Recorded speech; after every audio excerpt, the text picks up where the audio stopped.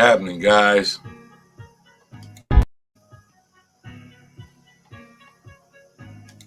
Bang, bang.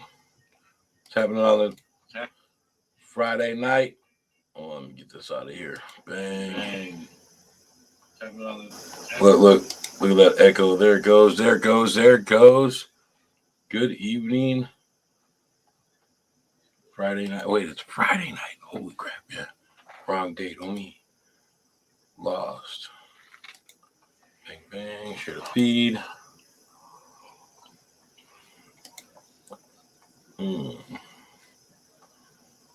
What's everybody doing tonight?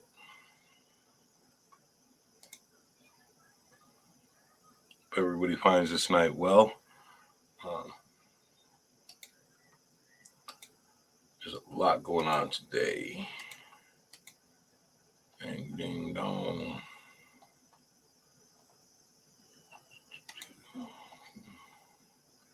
See what mom's doing. Hope you guys are having a great evening. Doing all right. I'll be honest with you. I had a ton of shit to do today, and I never left the house. Literally. Like, I was in pajamas until like 4 o'clock this afternoon. And yes, I have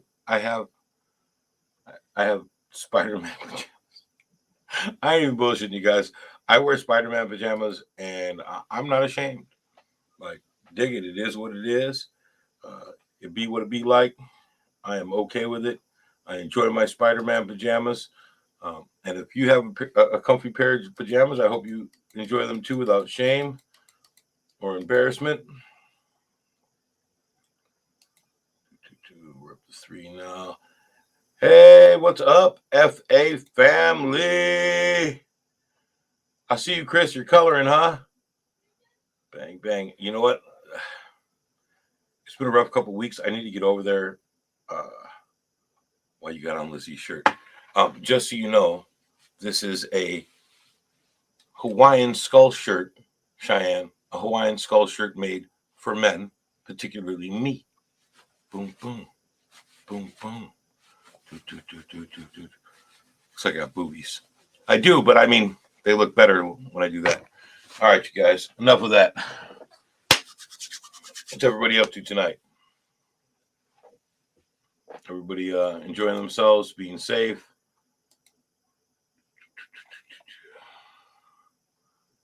I got to send out a couple more invites. I promised I would send them in a link. I have not been doing that like I'm supposed to because, you know, I am a jackass at times. Last week, Saturday night, we were talking about a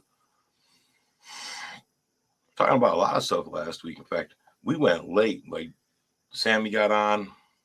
I think we shut down at like midnight, you guys. It went really well. We had a good talk. We had a good back and forth with our audience. A couple of people were asking some pretty pertinent questions. All I saw were the flowers. You judge me because I'm a man. I can't wear flowers. I happen to like flowers a lot. And I think that men should be able to wear whatever they want. That's what I said, and I meant it. Put blood in my mouth. Now, make sure if you guys are watching, do me a favor, hit that like, hit that share. Let's keep the algorithm going. Keep it high and hard. You know what, Tony?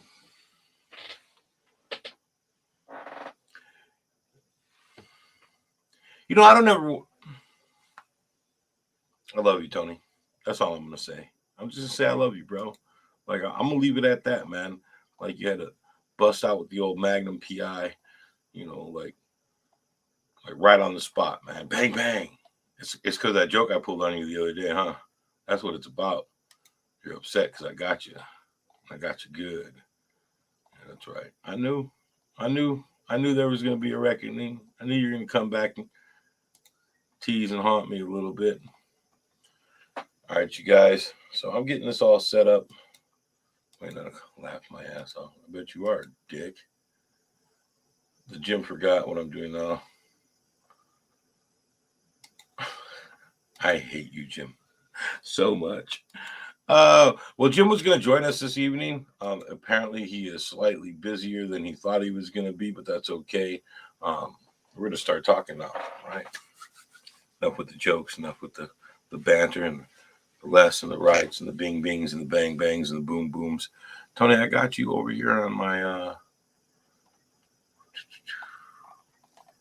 community standards, understands. I don't have you on my live Facebook comments, but I got you on my StreamYard. So that's all that matters. I can see and hear you guys. Um, what we talking about? Sucker, we talking about kicking your ass.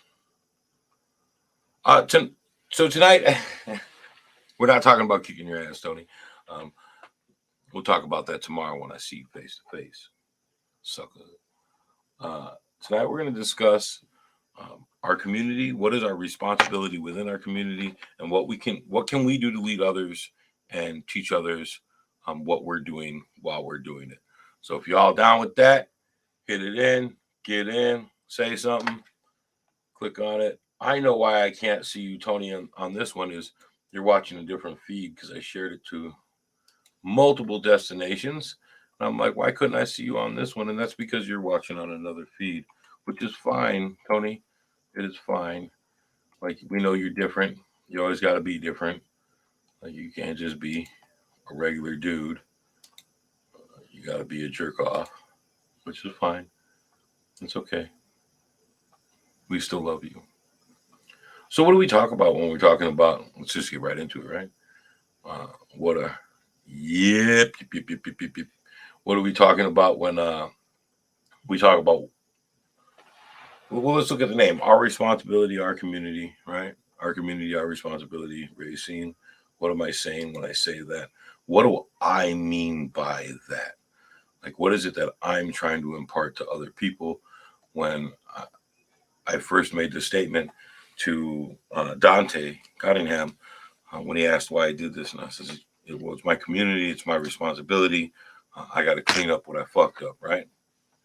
I got to clean up what I fucked up, right? And I fucked up our community, right? I involved myself in criminal activity, drugs, alcohol, a criminal lifestyle, gang banging, violence.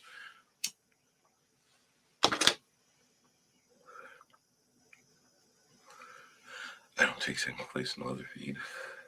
So what did I mean when I said that to me, right? So when I said our community, our responsibility, what I meant was if I've truly changed and I've truly changed my life, I can't move forward without making amends for what I did. Now you see that in 12-step programs all the time, right? Make amends to those you can, and to those you can't without harming, don't, right? So there's a lot of people I can't make amends to. And I thought about that and it weighed heavy on me for years, right? Like there was a huge part of my heart that was really upset and really felt remorse and not guilt. Guilt is a useless feeling that to me drives you into a deeper depression or takes away from your ability to work and move forward.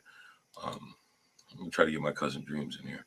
So guilt isn't something that I'm talking about. I'm talking about remorse, right? I felt this deep-seated remorse for all the people I had hurt, all the people I had abandoned, and to what could I do to make up for that, right? And so I thought, well, if I can't directly make it up to them, if I can't go to them and say, I'm sorry, if I can't say, see what I'm doing now, look at my life, I'm trying to make up for it. What can I do to help heal you from the harm I created?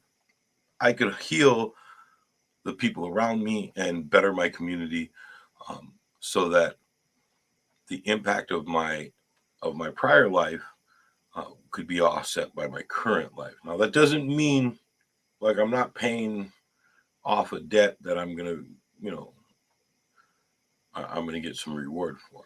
Although I've been rewarded. Like I don't know if you guys know this. Like I've been greatly rewarded. My life has been an amazing um, gift since I've been home, even with the losses, right? So that wasn't expected. Although I am grateful for all those gifts that I've gotten, for all those people who have supported me and stood by me and given me strength and kept me safe in my circle, right?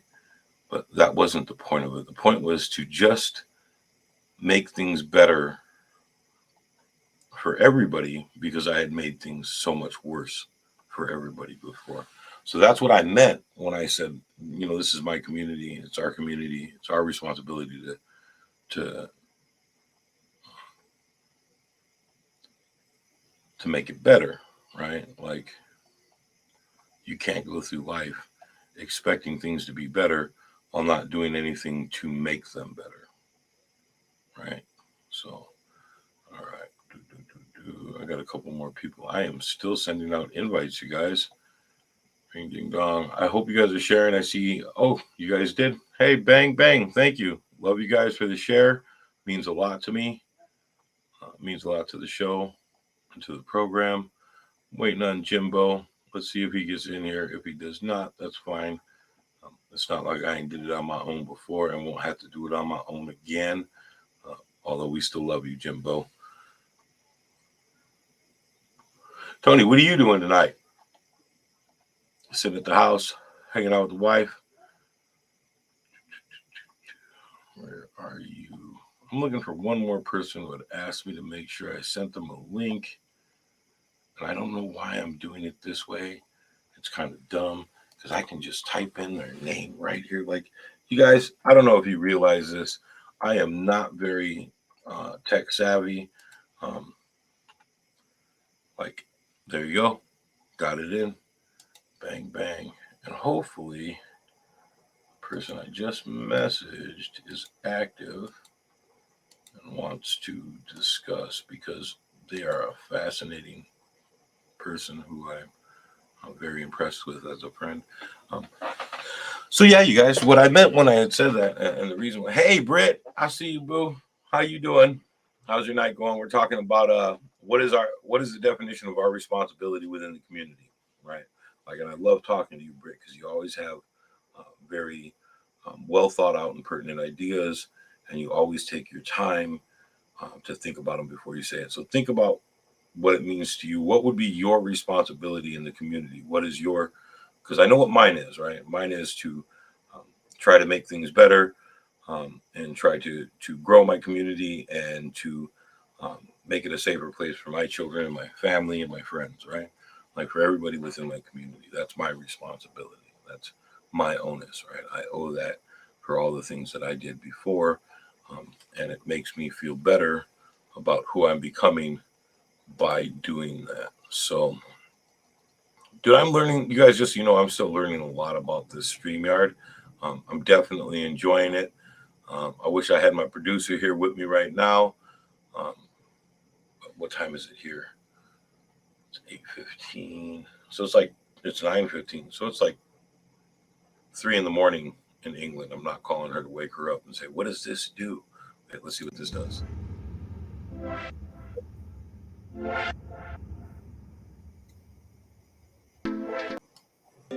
Look, they got background music I can play. What? I didn't even know.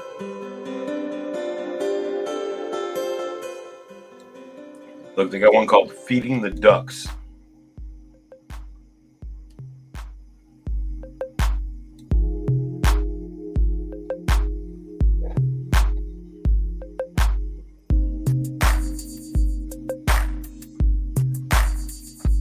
That's lame as fuck, you guys.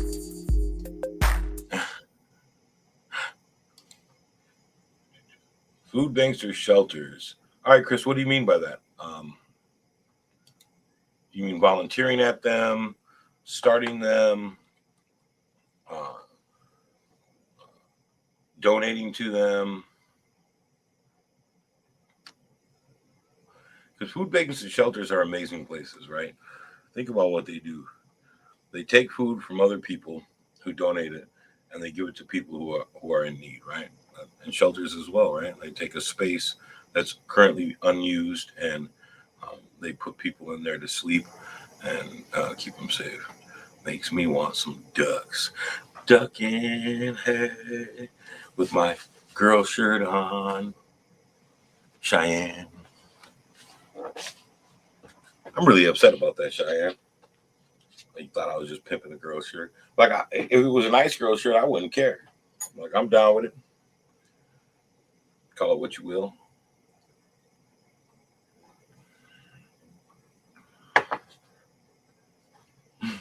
I love you, Chris. Yes. Yes to all of it, then is what I'm going to assume you meant by yes, right? You said yes to all the different questions I asked, which is one of the reasons why you're fucking awesome, because you get it, right? You just black. Yeah, all of that. Give it all. Helping discarded members of society. You know, you hit on a point there, right? Like when we talk about people who come home from prison, right? People who are incarcerated and they're coming home. One of the things I talk about on a regular basis is how they feel disenfranchised and alone and unwanted in their community. And then they reoffend because nobody wants them here anyways, right? Britt, I believe my place and purpose starts with a giving awareness to and of the recovery of the community, open people's eyes and hearts, girls and parents to help others from my experience. Situations that have been diverse in my life is 5 lives in 1. All right. How? Britt, bang it out. Tell me how you're going to do that. What process do you take, right? So this is your responsibility, and this is what's been put on your heart, right? Or put in your spirit by whatever it is you believe. You think that this is what you should do, and I'm not denying that. I think that's a good thing. I think that's a beautiful thing. But how? How are you going to do that? What steps are you going to take to make that happen? Bang that out for me. Let me know.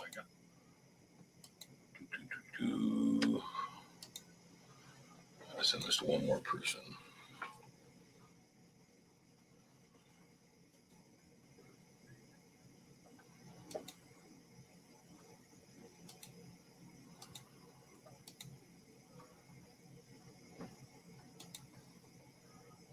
I see you, Chris. So you're saying yes to all that, including hiring them for positions. Yeah, like I don't think, and I know a lot of my friends on the far right are going to be like, well, if you went to prison, screw it, it's over with. But a lot of you allow me in your home, allow me in your lives, and accept me as who I am, and have befriended me and have been loyal friends, right? What about me, right? Like, if you hadn't taken that chance and gotten to know me and became close to me, how would you have known what kind of person I was? At least well enough to allow me into your homes and around your families and around your children. Uh, Hiring people who are coming home from incarceration um, can be a huge boon. Uh, a lot of the time, they'll be much harder workers and much more thorough workers than not. Hold on 1 second. I just missed a call. I'm going to send a text and let them know I'm live.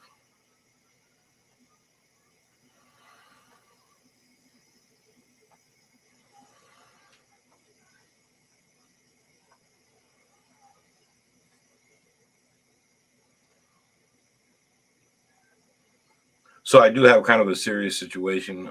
Someone very close to me is in the hospital right now. And so a person who's there with them is texting me. Just give me a call, just for context on why I'm looking at my phone. You guys know normally I do not stop to look at my phone while I'm on here live. So yeah, Britt.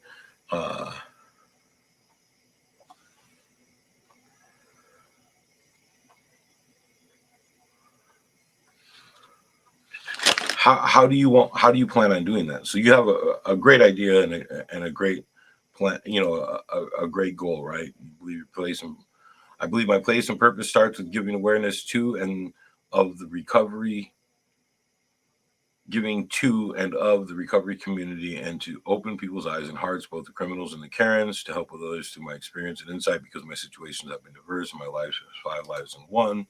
What is your plan to make that happen then? Do you have a plan yet? You played a huge part in this dream. My hope and determination and recovery, believe it or not. I love you, but as for the how, that part I'm still working on and figuring out. I have dreams of change, literally and tears. So that question, I don't know. I love you as well, Britt. Like you're a good friend. You're a great person. I believe in you, and I appreciate and I am completely honored that you feel that way. So if you don't know how, right? Like you're still working on that part. Let's talk about that now, you guys. Um, how do you do that? What can we do to bring that awareness and um, Samantha.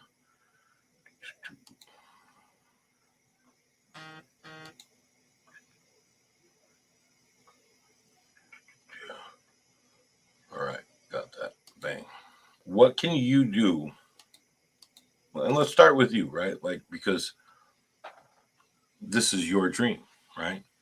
So if this is your dream, what do you think you should do? What's the first step you think you should take um, to realizing that dream, right? Hey Jay, I see you, homie. What's going on? Hey, I sent you a link. If you want to hop on, feel free. We're talking about um, what do we mean by when we say it's our responsibility and our community, and what I felt my responsibility was, and what our viewers feel their responsibility is to better our community, right? So that's what we're talking about right now. Jay, you feel like you want to hop on? I sent you a link. It should be in your messenger. You can pop right in. It'll bring you in the green room, or we can just keep going through this as well. Just you guys don't forget to like and share. It's really important. Could group up, vote on an objective, do the things. Chris, that's a real idea, right? Voter packs, right? Political action committees and voter groups, block voters. Um, those are banging things to do, right? That is power in our hands, right? So those of you in our community, I see you, babe. Give Dad a big hug and a kiss. Tell him I love him when you see him in the morning, and then we'll talk when we're done here. Samantha, here's another thing. I don't know if you've seen the beginning of what we're talking about. We're talking about what it means. Um, what I mean when I say our community, our community, our responsibility. What am I talking about? What's my responsibility and what's your responsibility? My friend Britt, who's an amazing human being, believes she has a purpose here, and that's giving awareness to and of the recovery community and joining them with the normal community, which we really are different, even though we're the same, right? Bang that out. Remember that. Uh, and what we're talking about. Chris had brought up we could group up and vote on an objective and do the things, right?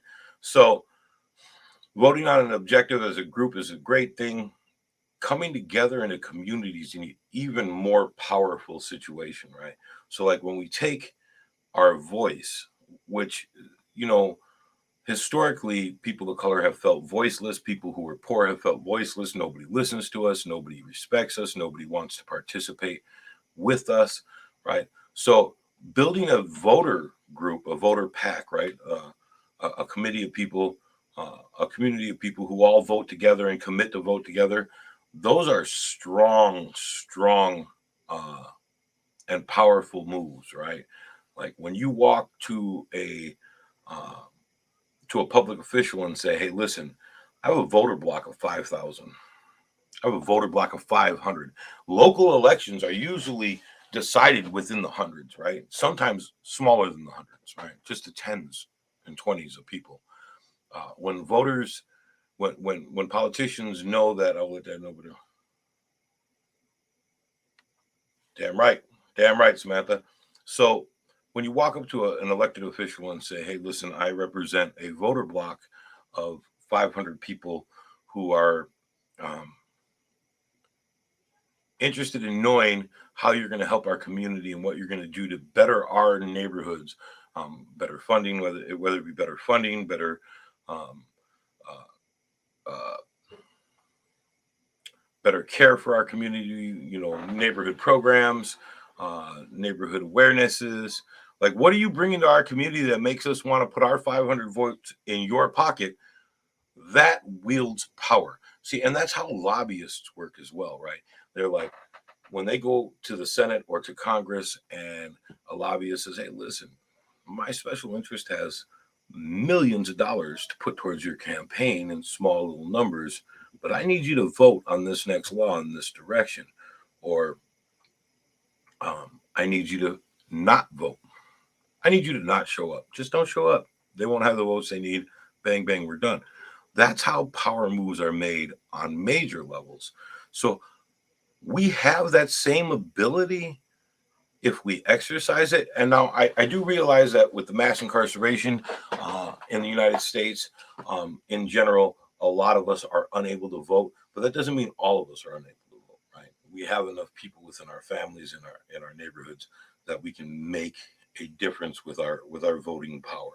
So this is something that I talk to people about all the time: building, creating, and maintaining a PAC, right? A political action committee, a group of men and women who have all dedicated their vote to be used as one block, right?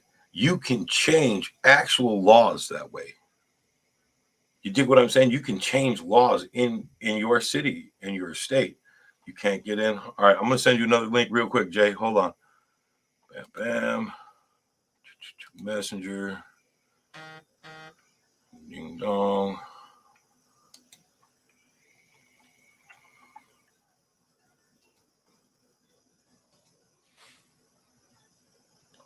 All right, you should get another link right now, Jay. Hit that one. I refreshed it, so it'll be a fresh one. I don't know if it just expired because it was older, because I sent it at the beginning. So that is definitely something that could be powerful and strong, especially when we're talking about directing the change of our community to the direction we choose it to go. Britt, I'm still waiting on your answer, kid. What do you think would be your first step to bring awareness, right? Like, and then we'll talk about what I think your first step could be as well to bring awareness. Hold on, I'm going to do something that I normally don't do while I'm in here, which is message Lizzie and see if she'll bring me a cup of coffee. Mine is dying.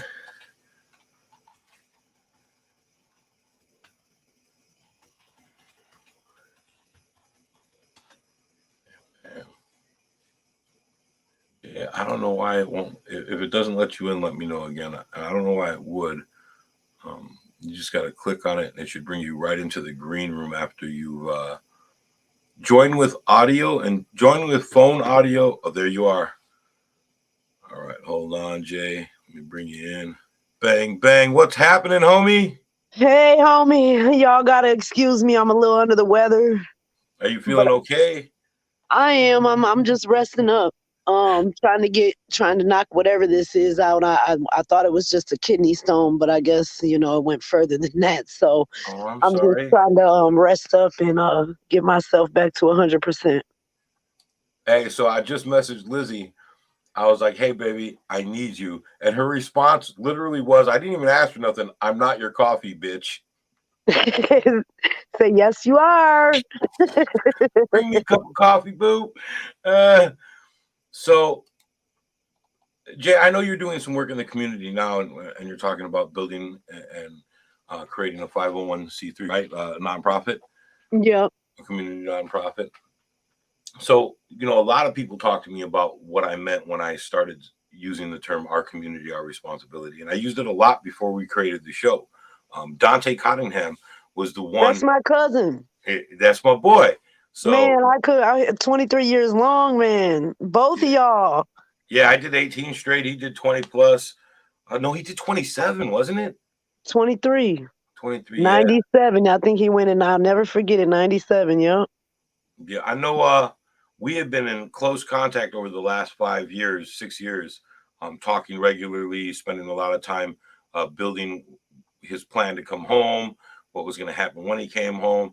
Like, he was so intelligent. Like, he asked every question that was the right question. Like, how did it feel? What did you think? Were you afraid? Was this normal? Was this natural? How do I avoid this step, You know blocking my why? path? Because he's He was intelligent. he was drug into a crowd that he really did not fit into. Yeah, I know it. And when that happened, he really was in the wrong place with the wrong people, and they didn't know that. So I'm really proud of how he came out though. He really came out. Yeah, Like he been here the whole time. Both of you guys, and then there's another one, Antoine Murphy too. yeah. Um, Antoine. So I don't know him personally, but I know him, right? yep, Like he's rocking it out there right now, keeping this. yes, Carl, have you met Carl Fields yet? yeah, yeah, yeah, yep. I grew. That's like family to me. Yep. Yeah, that's my boy, man. Like we talk on a regular, we keep in contact. Like all the people in the recovery field right now, all the people who are in the streets doing this, right? We're all connected already, right? Like we found each other. Sammy Rango laid I the worked with him. yeah. I So worked with now him. that's I did a DWI class. I don't want to see him under them circumstances, but it was years no. and years ago. But he was going through his beginning of his struggle then, and he kind of, I was a little upset. I was angry going because I felt like I didn't have to do it, and I was young and dumb, and but I didn't care for him then. But I had to respect him because he has came a long way, Yeah, and he is a leader. We are all leaders in our community. There's some people that'll hide behind social media, and it's not that they're hiding behind it. It's just they're not outspoken like we are. And we have to be the voices. If we don't speak up, yeah, this is our community. We've been here our whole lives. We got to get our things back to how, founding youth is what I'm looking at it like going towards, because our youth are our future. And at this point, I don't know if I could trust these youth to do anything with us. In the upcoming years, our doctors, our nurses, our judges, our lawyers, what is life going to look like if we don't get out here, start getting in these schools how they used to do us, just yep. say no, doing assemblies, you Well, know. yeah, yeah. The just say no campaign was a failure, though. I mean, we have better It aspects and was. better ways to handle it. But exactly, I get exactly the point that you're making, and you're right. Like um, we have um, we have a voice. It's just systematically and historically, it's been suppressed, right? Like every time we speak up, we become stereotypes. Uh, uh, Yep. they start talking about we're the angry black man, the angry drunk Mexican, the angry, the drunk Indian. It's not that we just want to be heard, and I think we've not been heard for so long. I'll be honest. I did some hard last 3 years, and I fought some false charges, legitimately false. And when I first started going to court, my thing was, I'm not gonna sit here and listen to you guys lie on me. So I'm in the courtroom and I'm outbursting, and and I'm making, and I'm looking like the person that this person is making me look to be. Yeah, You know, and then I went home one day and I said, you know what? Start wearing your turtleneck and your long dress to court, so you can remind yourself, be quiet. And when you get home, talk about it, because that's how you win. You yep, can't go into the courtroom. And so I learned my lesson and I kept my mouth shut. I was bleeding a little bit, in the tongue, but because yeah, we no, do want to be heard, because we have been suppressed for so long. And we really just want someone to listen to us. We really want, our successfulness where we come from is the dope game. yeah, Now you go look on the other side of 4 Mile, Wind Point, their success is a corporate ladder. We got to fix that. And I don't want to see all I'm seeing a lot more of our people in places that we would never be in right now if it wasn't for COVID.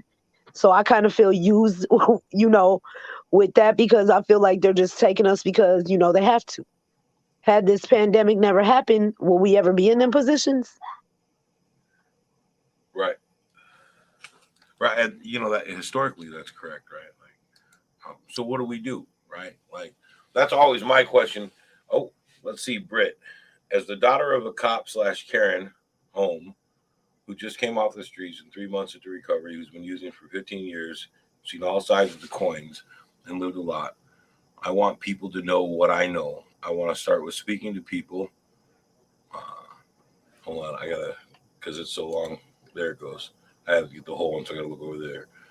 I want to start speaking to people, sharing my story and others' stories too, to spread the word of other stories and let people know there's broken people and shitty people, but most are broken. I want to help the youth know that they too can live and love with open emotions, not to hide behind the pain and break the family cycles or be comfortable with themselves. I want to find more ways to help and live the proof for others.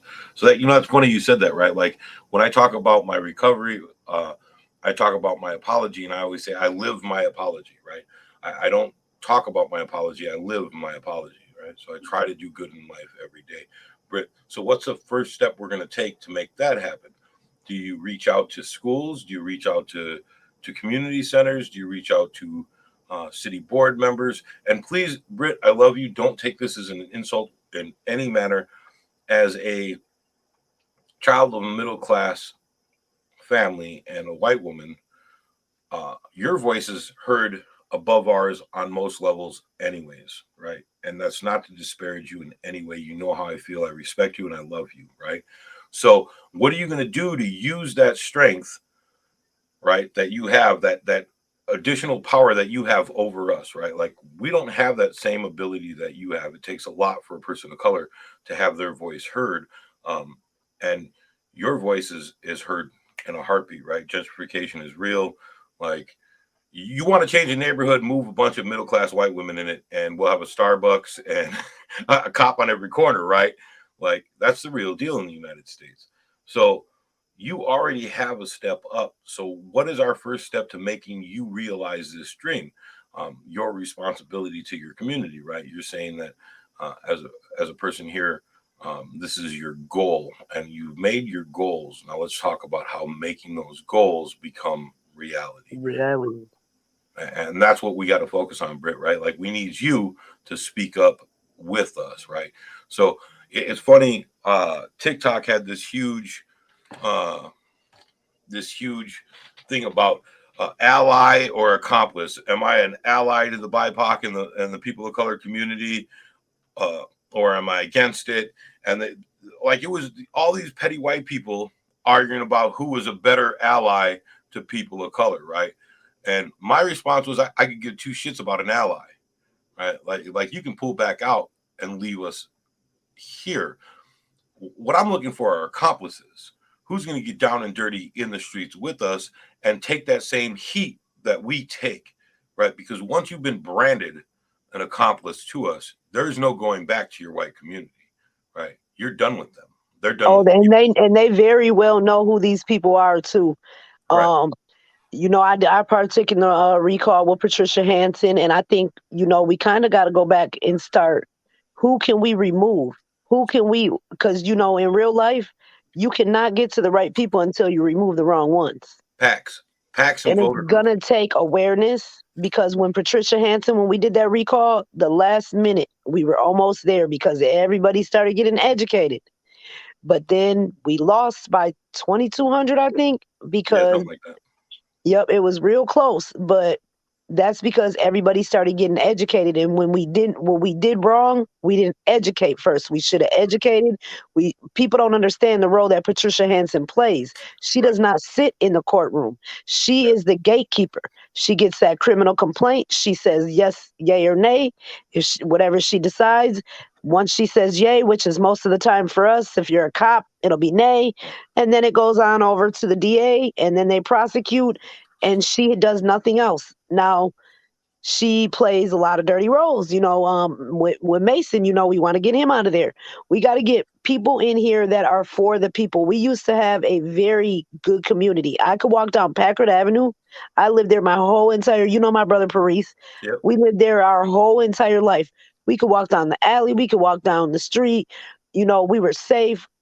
I want to see them days again, which I know is kind of, you know, unrealistic, but we do have a nice sized community, and we do have a nice group of people that we can work with, and we can all do different routes and bring it back to the same circle, and it's all going to Mobilization. have common denominators. Right. Mobilization. So I got to meet Patricia Hansen a couple of times, and Oh, yeah. So I don't know if you remember, one of the Kennedy boys was murdered over on High in LaSalle, and I'll I be was. honest, that was my family member that got off, and my daughter's dad, I believe.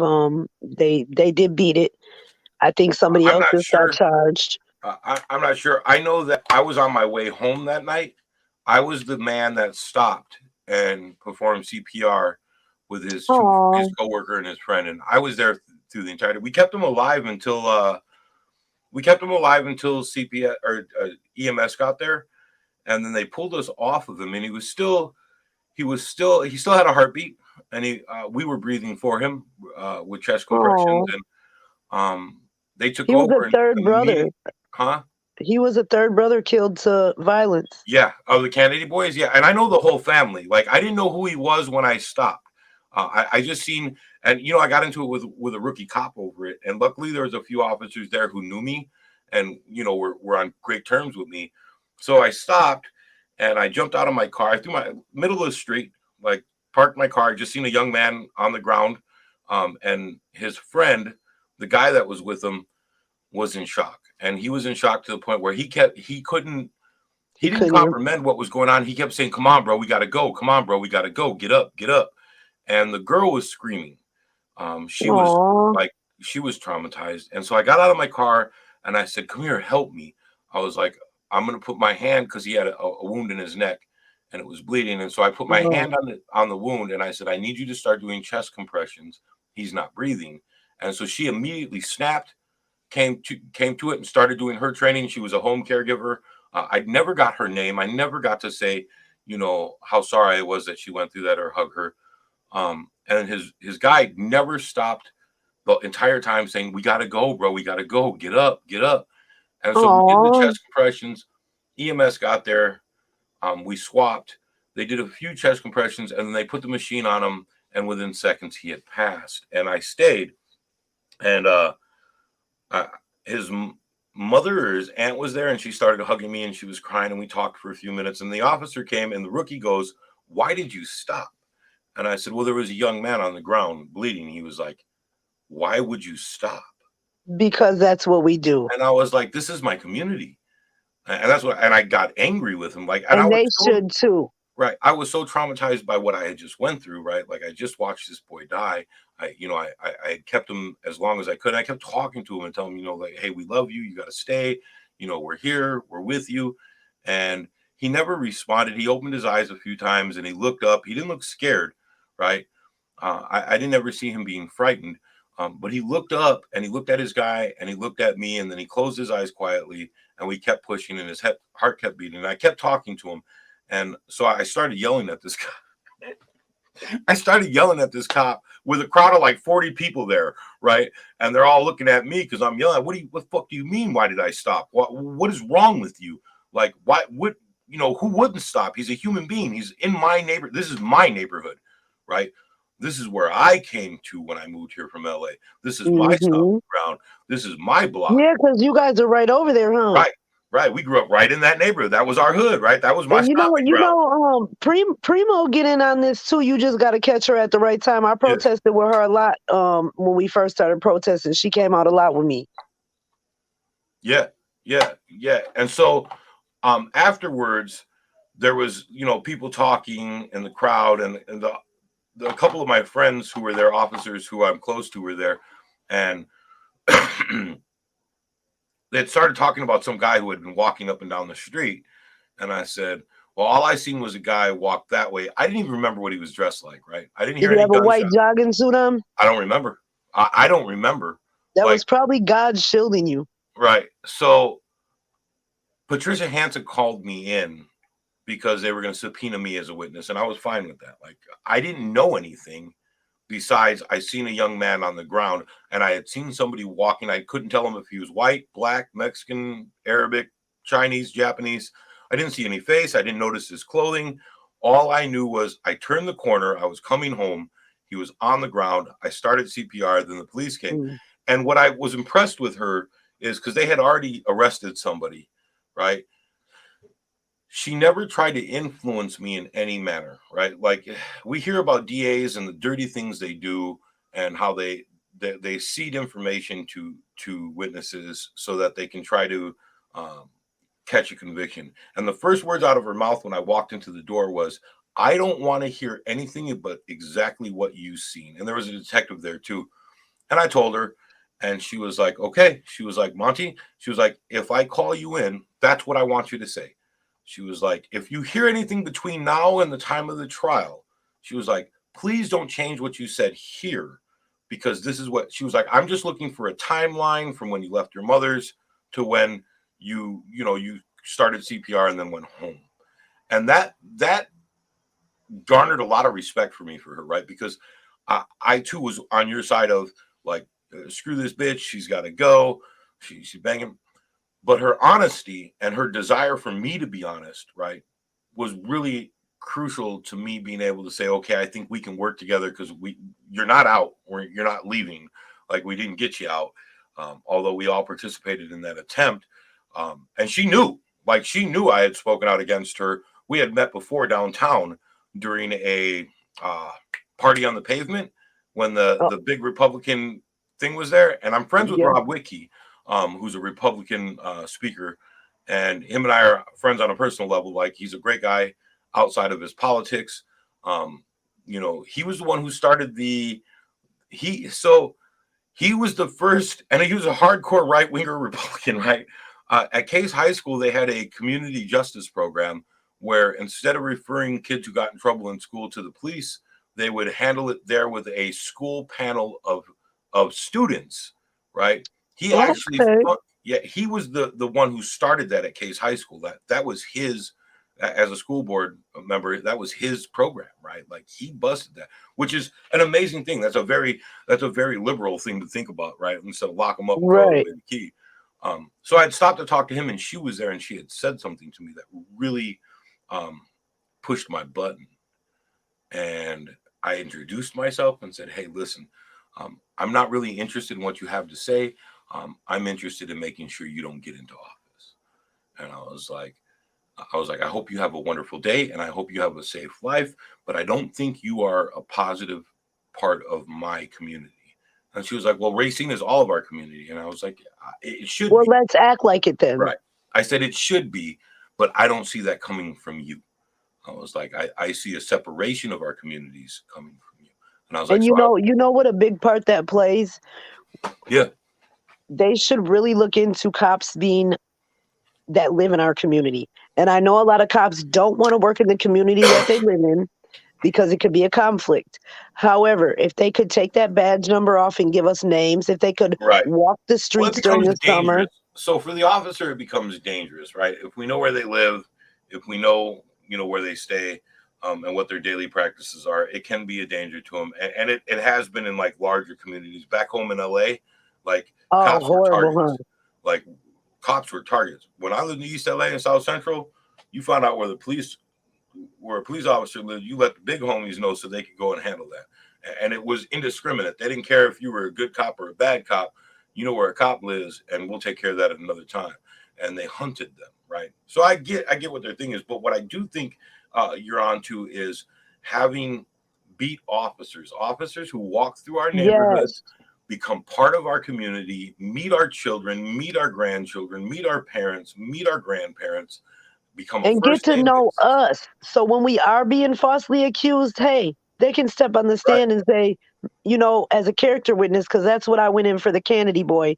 I actually went in for a character witness for who was on trial, and I got to see the video, and it wasn't nothing nice, and it wasn't anything I chose, but this person gave my information out and felt like I was, he needed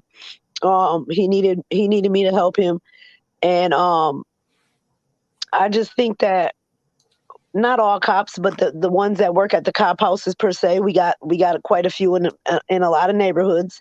Those cops, they could be in there. The younger ones, and I hate to say this because I really am a firm believer in you get wisdom with age.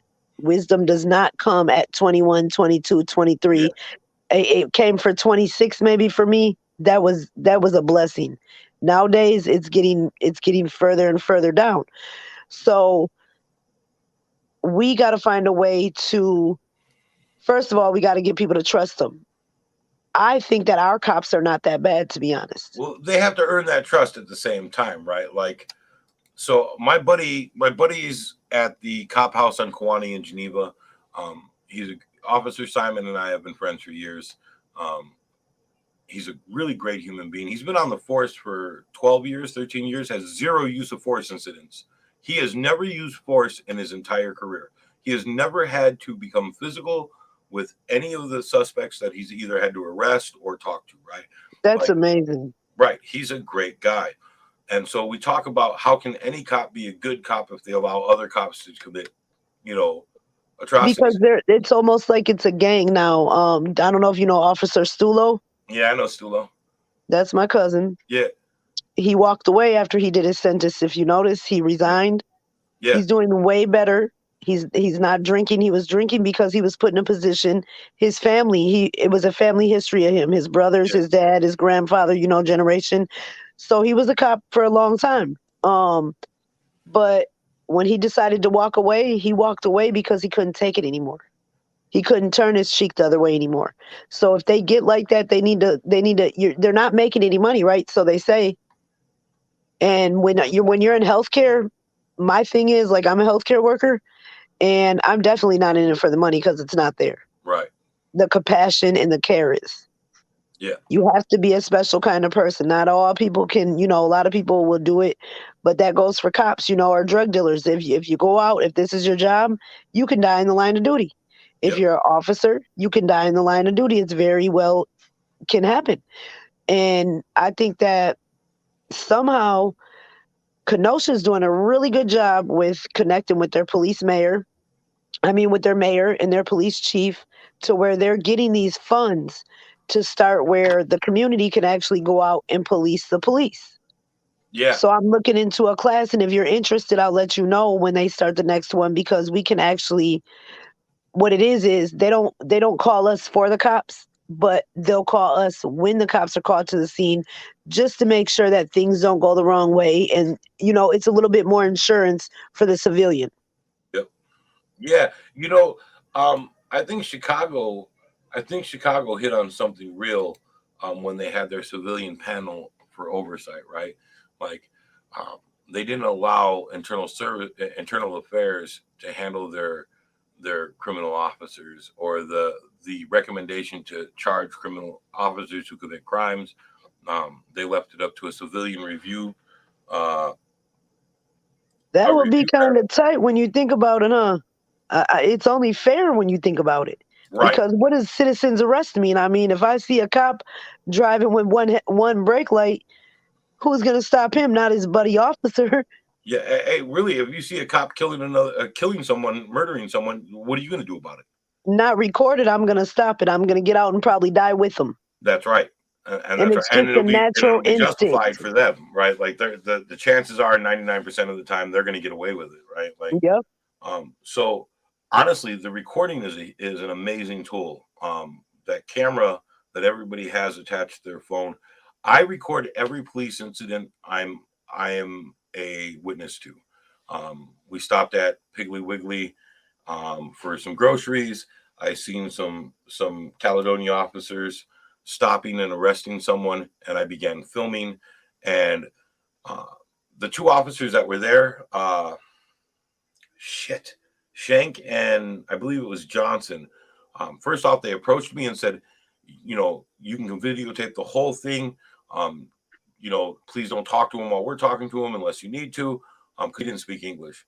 And they're like, and could you stay, 10 feet back, which is the law. Like, if you look at it, they were educated well enough to understand that the Supreme Court has already told us that we have to be, we have to be at least 10 feet from an officer while they're in the process of their duties, or they can charge us with interference, right?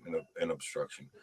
And they were cool, right? They were a little creeped out when I first started recording, but Shank immediately banged it out. He was like, hey, listen, you're doing everything you can do. You're doing right. I'm not trying to stop you. Just keep back 10 feet.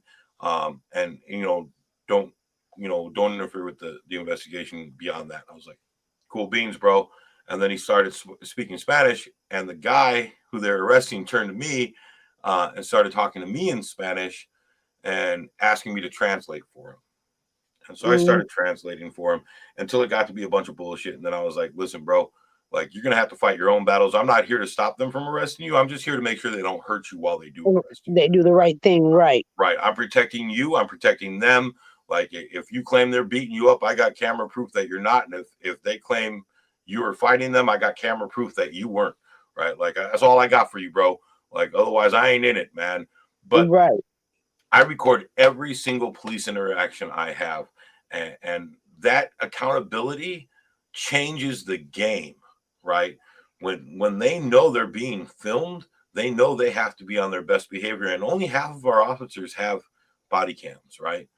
Caledonia has all of them do. Which is absurd to me because I could have sworn that they all were supposed to have them with an extra battery because there's no excuse. I feel like that I actually think that I was at one point writing up something to take and get a law where it was either body cam required or fired, no matter what.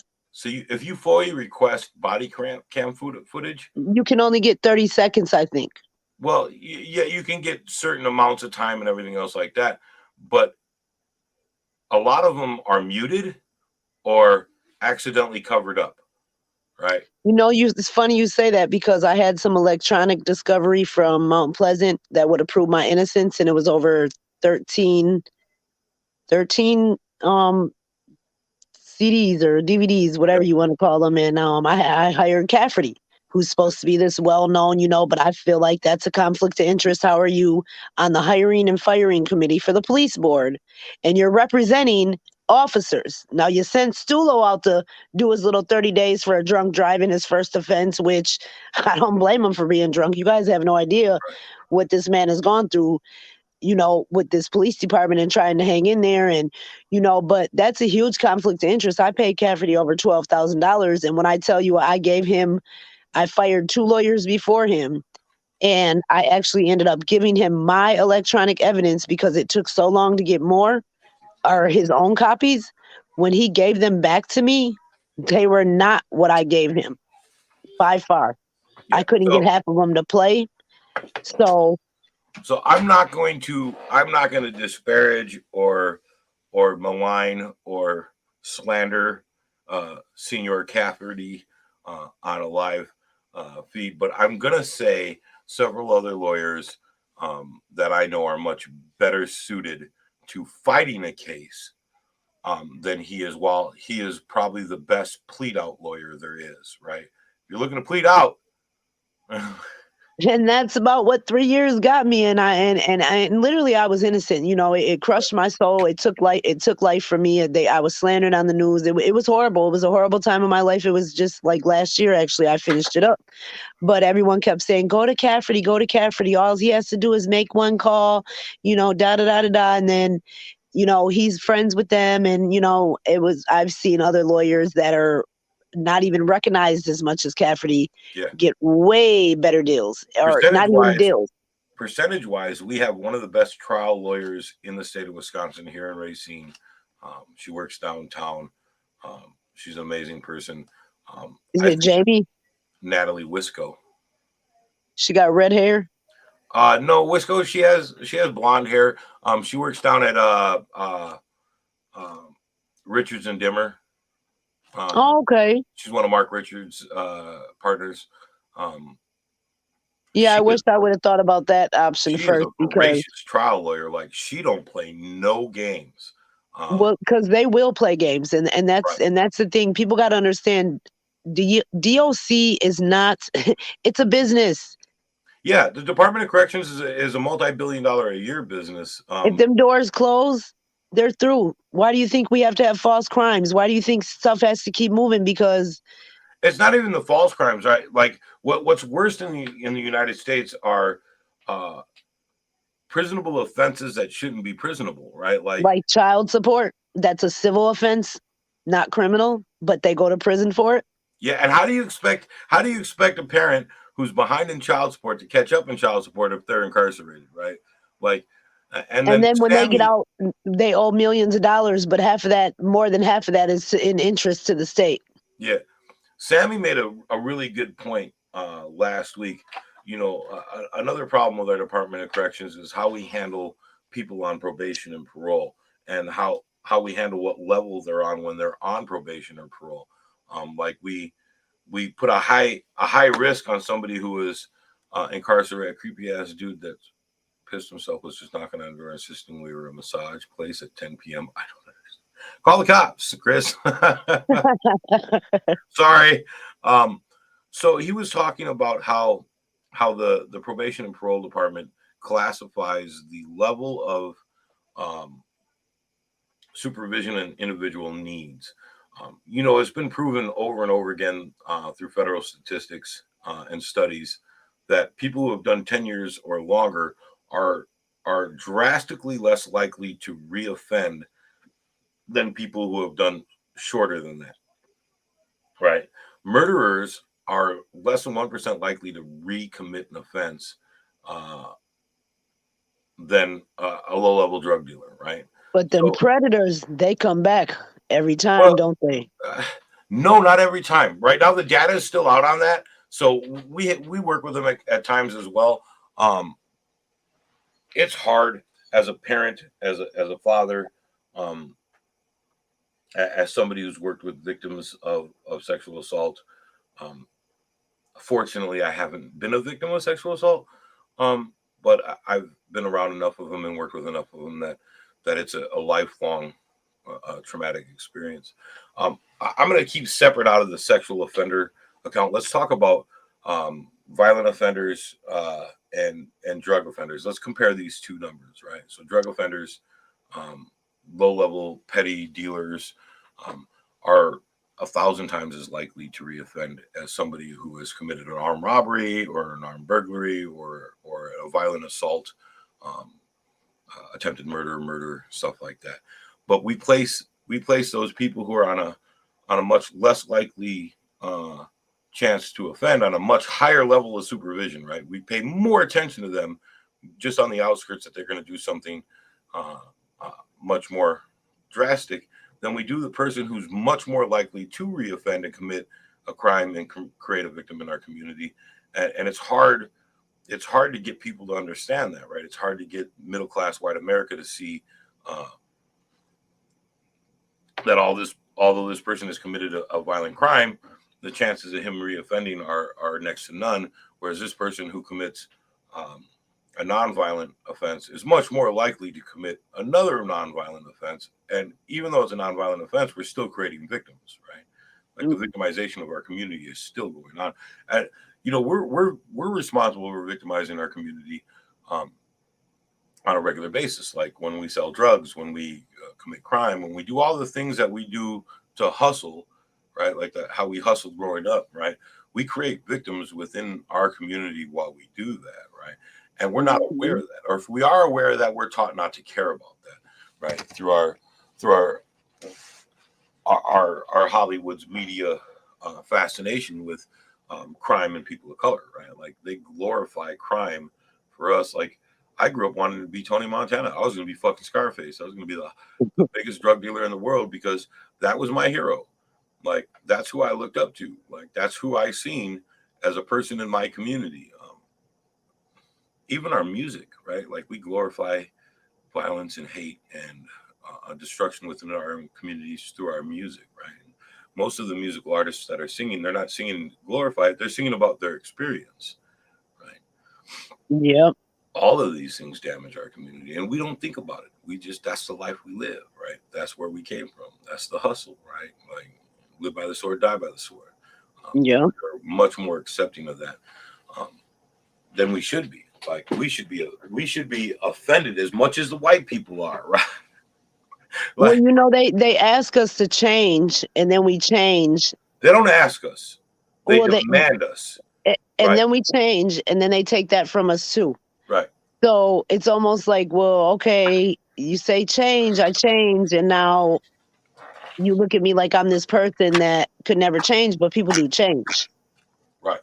And that's kind of discouraging when you're going through that because sometimes it could last years. Time is the only thing that can Welcome back, show. Brett. Sorry. So when we give up 5 to 10 years of our life and we're not even in prison, just showing and to get back in the community and live a good life because we can't get this job or our CCAP is in the way and they're not always fake. And I've seen a lot of nonsense on CCAP that's Oh not yeah, true. You know, and that can really hurt somebody's rapport because all you got to do, is go on that CCAP. And, that's why actually my name is not J Real, but right. I put it on there because I had so many people because I'm involved in so many things that they'll just go and CCAP me and I'm like, who does this? Like I would never in my life just go on CCAP and look up someone's name just to come back and haunt them with something from 20 years ago when they were a kid or Hmm. but people really do that. And I think that CCAP really could be. I've had something sealed off of there in 2 seconds flat. So they tell you that they can't do it, but they really can. Yeah. Oh yeah. Oh yeah. The same way So they got it up there, they can get it down. this has been the strongest and most powerful tool I've had over the last 10 years of freedom, right?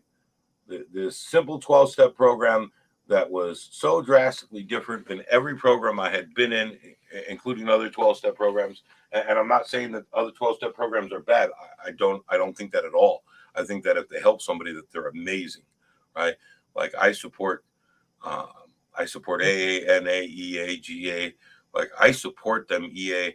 Like if they're helping you, then they're doing what they're supposed to, right? But they Yep. didn't help me. In fact, I felt the opposite. Um,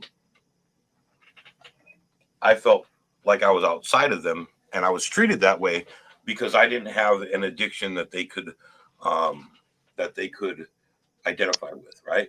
Like I wasn't an alcoholic, I wasn't a drug addict, uh, You I were wasn't money, a person. you were a money addiction, huh? I was a criminal. Like criminality was my addiction. Violence was my addiction. Power was my addiction. Uh, uh, like I was a deep down dirty criminal, right? Like I enjoyed what I did.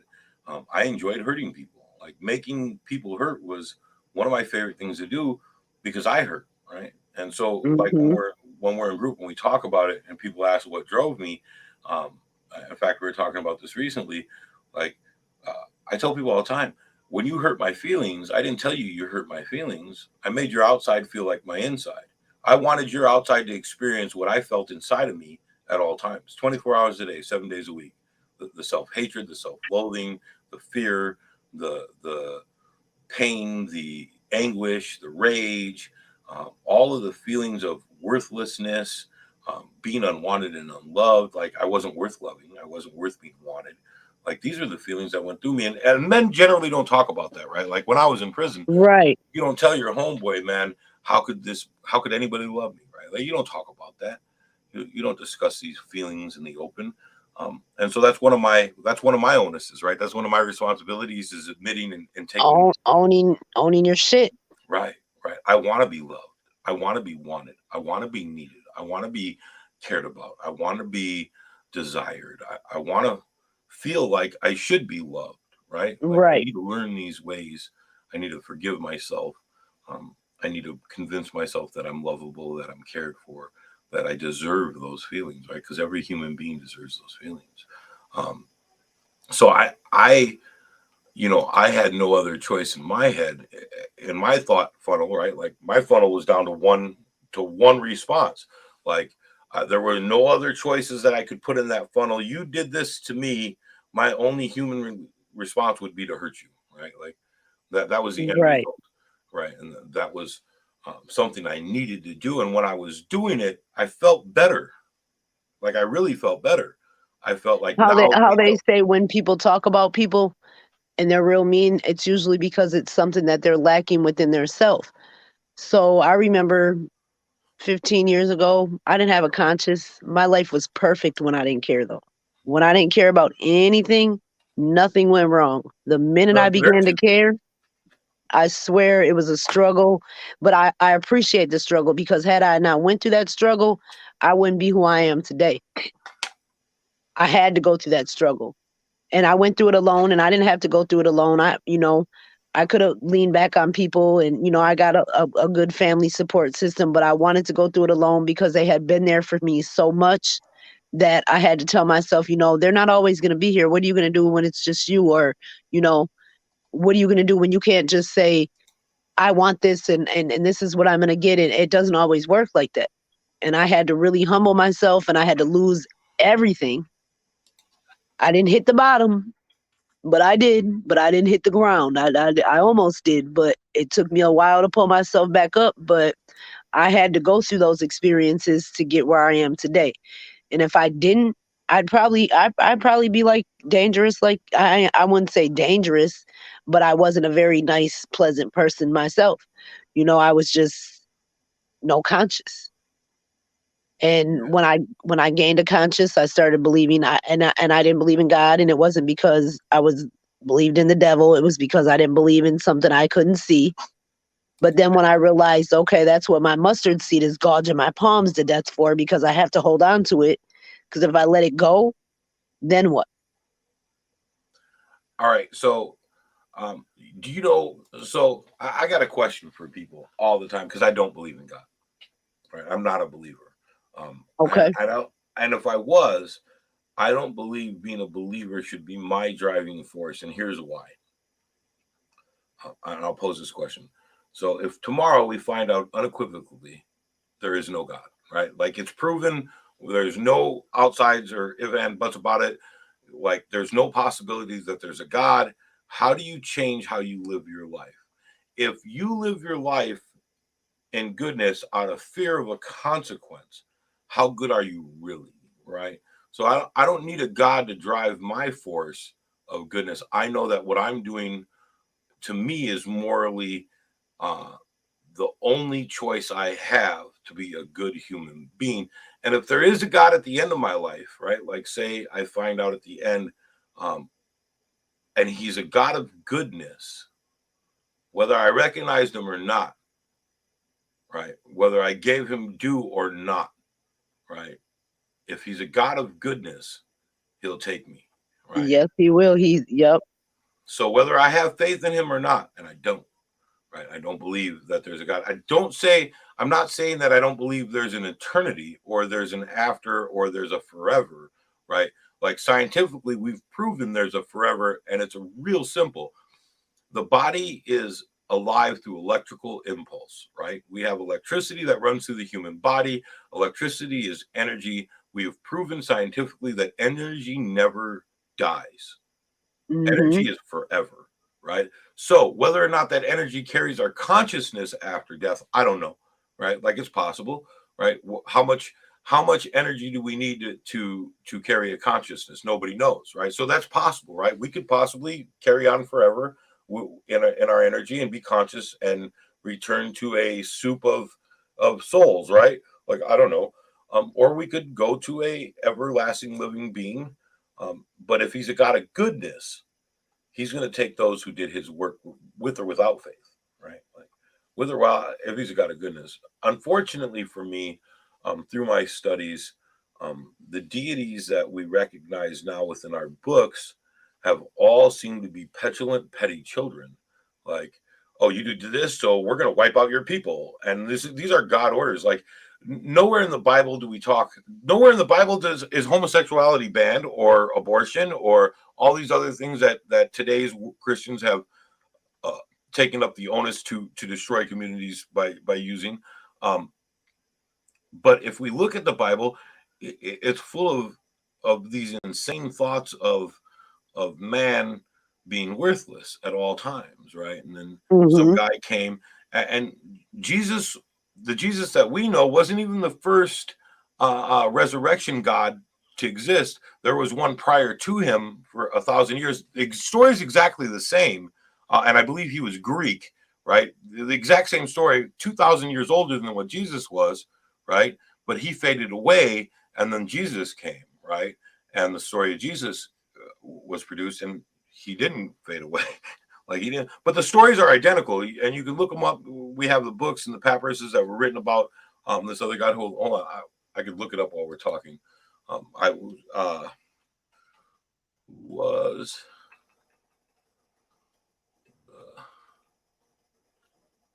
Greek God to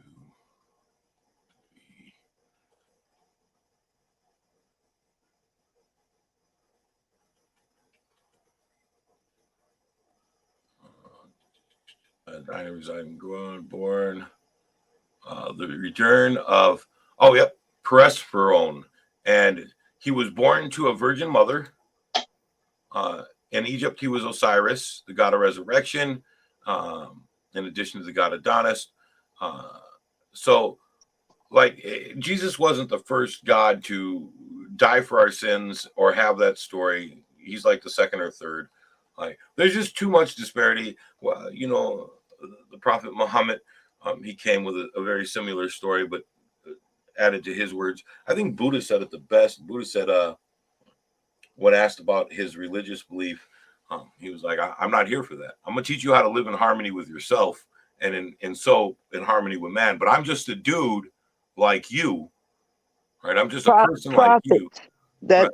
That's what you know, and I'd like to say all of us that are kind of connected like we are. I'm not gonna say we're chosen, but it does take special kind of people to go out and do what we do and care, genuinely care. And I got we're, to. I don't have a choice. I got three I little can't help kids. it. I know it's Right, natural for me. right. I got three little kids who are going to look to me for the rest of their lives as their moral compass, right? Yep. And what am I going to put out there? Am I going to put out, more bad or more good? Like I failed with my older two children. Like I was gone for their entire lives. I left when Sissy was 1 and Junior was 2, and I didn't come back until Sissy was 19 and Junior was turning 18. Right? I had no influence on their upbringing. Right? Now I got lucky enough that both of them chose to forgive me and become a part of my life after my return home. And they did. That is really Yeah, amazing because a lot of yeah, kids, you know, they hold that grudge or their moms help them yeah. hold it. But No, that's really good that my son's mother was completely uninfluential about me. She didn't disparage me, she didn't disrespect me, and she didn't glorify me. She didn't know what I was going to do when I came home. Like when she stopped bringing Junior to see me when he was 4 or 5, it was because I had continued my violent patterns in prison that I was doing on the outside, and she didn't want my son to be influenced by that violence. And then she also didn't want to shit on me to him, right? Like she didn't want to. And so my son told me, like, mom just didn't talk about you, right? Like she just didn't say anything. She never said anything bad, but she never said anything good, right? My son had spent his whole life thinking I had just abandoned him, like shit on him and his mom and said, screw it, right? And so when he came home and he learned the full story of what happened, like he was much more willing to know me as a human. And by getting to know me, we became very close. And at the end, we're best friends. That was my best friend. that's amazing. I'm glad you guys did get that time together Me too. because it wasn't much and it could have been so much longer, but you got to cherish what you had, and I know it was so hard on you. It's hard on, like I can see it in Prima. Say, you know, she takes it hard. Tina's kind of you They know, had just I gotten don't. back. Yep. You know what I mean? Nana, Prima, Tina, Elizabeth, Katrina, and Kayla, like they had just got him back. You know, it's hard on all of us. Yeah, Yeah. it'll never change. Like I tell people all the time, I really didn't know what it meant to hurt before, and I hurt. Like I had spent my whole life hurting and never understood what it really meant to be in pain. Because if you can cover it up, it's easier. It's always, you know, how they say, Yeah. blame someone else because it's easier. Mm. It's just sometimes That's the we mind want of to a take, criminal. yeah, criminal thinking, and you know, I'm not a felon or anything. I haven't been to prison. I've had my share of, you know, crimes, but I'm glad that I'm able to look back and say, you know what, you're not that person anymore. You came a long way. People look up to you. I have people daily that'll just inbox me and ask me for advice. Like I have this sign on my head that says, "Ask her for help," and I'm Hey, like, you know, sometimes I need someone. so we were talking about this. This is my Bible right here, right? FA. So one of the things we talk about are the character defects and disorders of an addict to a criminal, right? But we're very similar but completely different. Like whereas an addict, they take everything on themselves, right? It's always their fault and they use to cover up that That pain. pain. Criminals always blame others, like me. Like I always said, when I hurt somebody, I would always say, "Why did you make me do this to you?" Right? Like the choice wasn't mine. I didn't have the choice. You forced my hand to hurt you, right? Like that's Yeah. such a screwed up and but that's what we do when we live a life of criminality, right? We shirk the responsibility of what we've done and we shift it to someone we can blame so that we don't have to take on that responsibility, right? We don't have to own Yep. that shit, right? We all got to eat a shit sandwich. There's everybody in the world has to eat At their shit some sandwich, point, maybe right? a couple. Right. And we can stuff that fucker with bread this high. But the reality is when you bite into it, you're still eating shit sandwich, right? There's not enough mayonnaise in the world to stop it from being a shit sandwich. It's still a shit sandwich, right? Right. Ain't enough mayo out there to make that motherfucker not a shit sandwich. It's not gonna taste like bologna. It's not gonna taste like a burger. Like we ain't eating a steak sandwich. This ain't a Philly.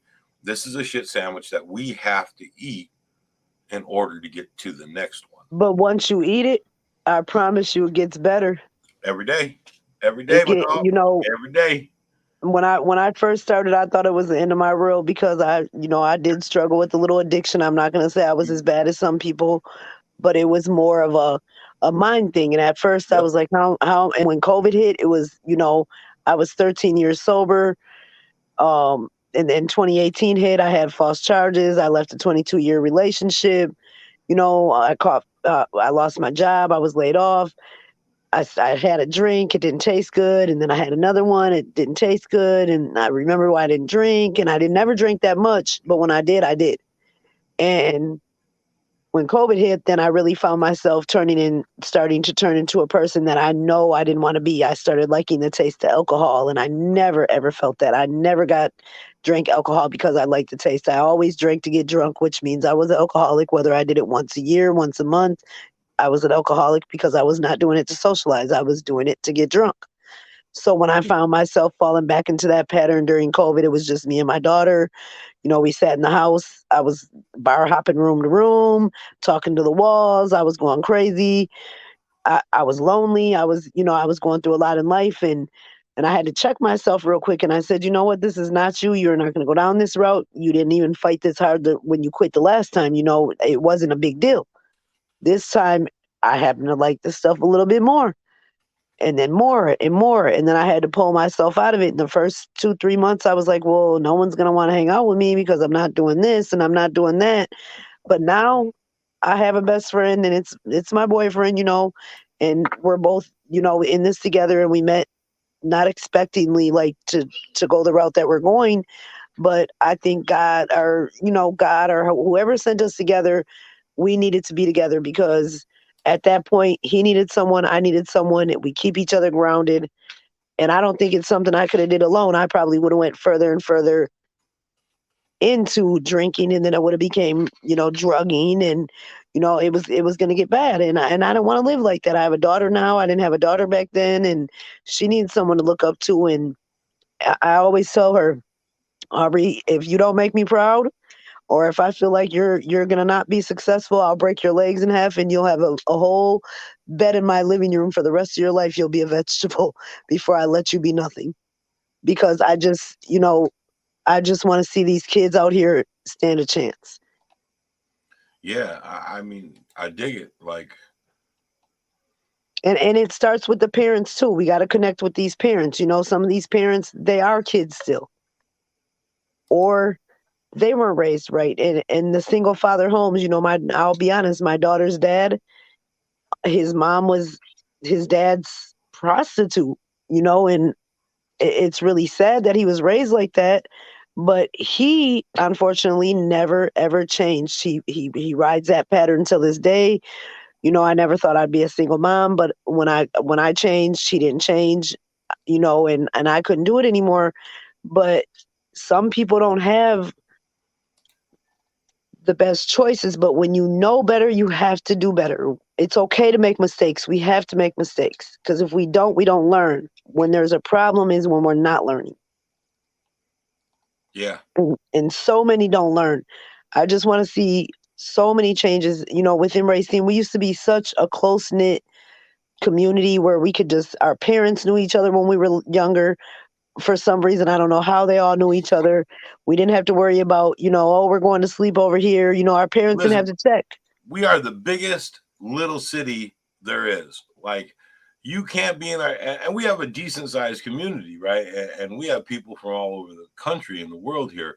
But you're right. Like, we all ended up knowing each other or knowing somebody within our circles that knew somebody within our circles. Like, I didn't know you prior to coming home, but you knew my sisters, right? Hmm. Like, we knew each other's friends and families, like the Kennedys and everyone else, Schuler. And Like, actually, I just worked with the Alicia too. She got me a job at Greg's, but I had to oh walk yeah, out of there because of the racism. I'm gonna be honest, it was huge out there. She can take it because she's a little looking different than us. yeah. But Talking about my boo Alicia. yeah, Yeah, that's my buddy. um, she got me out there. I was out there, but they tried to post some real nasty stuff on me, and I was already fed up anyway, and but she got me in out there, and I worked, and I'm a good worker. I just for cash, extra cash or whatever. But when she told me she knew you, I'm like, oh, okay, like look how. And then and then Sean is actually one of my best friends' nephews, and I'm like, oh Sean. wow, that used to live with her. Oh yeah, yeah, yeah, yeah. So yeah, so when I found out who he was, I'm like, Mandy, that's my like one of my best friends. Like that's like family. Like I Yeah. always harbor her when she's going through her hard times, and and I'm like, I did not know, and it was just weird because we were all like connected. Like it's Yep. Racine, I guess, and we all been here, but our kids would never be able to go out to a friend's house without us questioning, or they won't be able to walk to school like we did. My daughter's 9, and I always say, God, I hate getting up this early in the morning. But she'll never be able to walk until she's, what, probably 15, 16. And Right. then she'll be driving, hopefully. But it's not the same. And we did used to have like the best family orientated, like I could run down the street, unpack her, and my mom wouldn't have to worry. I'd be gone for missing for an hour. And it wasn't that I was missing. To her, she didn't panic because she Yep. knew I was right down the street making tortillas and whatever else with with the neighborhood, because we had it like that, and our kids unfortunately will probably never see it like that. Yeah. So I Yeah. think people like us, we do need to get out here and try to be the change that we want to see. Yeah. You know, that's the real deal. Like if we can't be what we expect or want out of the world, then we ain't doing shit. We're not going to succeed. Right. Right. And we, We and have we got a to. couple people out here in the community that aren't who they say they are, and like per se, when I was going through my charges when I first got them originally, I Mm-hmm. reached out to the NAACP. You know what they told me? They can't help me. All they could do is pray for me. I said, "What do you mean?" I said, "This building's been here for. I'm 40 years old. It's been here. I've never seen it active. What do you guys exactly do? Where's the money go? You get money every year. You guys get allotted funds into their pockets." She Right. said, "Well, we can pray for you." I said, "No, don't do that. I don't do that." I said, "I called to get help that you guys are supposed to provide, and you guys have nothing for us. You guys, why are you guys even still here if you're not going to help us?" Right. And she really couldn't even answer me, and I kind of felt bad because it's not her rules. Right. She's just part of the organization. But Urban League, you know, back in the day, they used to play a huge part in our communities. They would take the kids to Wisconsin Dells, besides getting our work permits there. But they did a lot with us, and we had like George Bray Center, all these centers that we actually took and used, and made it the best that we could. We could stay out till the street lights playing kick the can. These days I Yeah. know are far gone, but if we have a good group of people that know where they're headed, and we can all work together, whether your assignment is this, mine is this, theirs is that, we're all bringing all of our treasures back to this pile, and we're going to put them all in the same treasure chest, and we're going to pull them all out because they all go together in this circle somehow. Yeah. No doubt. All right. I'm gonna bang out here tonight. It's getting a little late. We've been out for like an hour and a half, girl. I know I never do that. We always try to obviously we always try to stay under an hour, but we definitely need to link in person. I'm hoping to feel a little bit better. I'm We'll let just you know. resting up, and Little we Cubby, will I see you, definitely little brother. link. I love you, man. Thanks for joining. Don't forget to like and share. And don't forget to do y'all's responsibility in the community. I don't care what it is. Do it. You know it. All right, Jay. We'll talk to you soon. I'm gonna be on tomorrow night at 9 p.m. Everybody. We're gonna be a little bit more light on the topic. We're gonna have a little bit of fun tomorrow night. You'll see when we get on here, so it'll be a surprise. But love you, girl. Thank you for everything. All right. Thank you. Uh, don't. I'm gonna love you too, bro. I'm gonna put you in the green screen room, and then I'll be in there momentarily. Okay. All right. All right, everybody. Thank you again for joining this week. Our community, our responsibility, Britt. Hit me up tomorrow. We should talk. Don't forget tomorrow morning, 9:30 a.m. to 11. We have Formers Anonymous. We're going to be reading from a big book, talking about step one and the importance it is to your recovery. Um, And then tomorrow night at 9 p.m. we're going to be doing a live. It's going to be a little bit more fun. Do some artwork. So love you guys. We'll see you next time. Thanks for everything. Remember, like, share, follow, dig that. We'll talk to you guys later.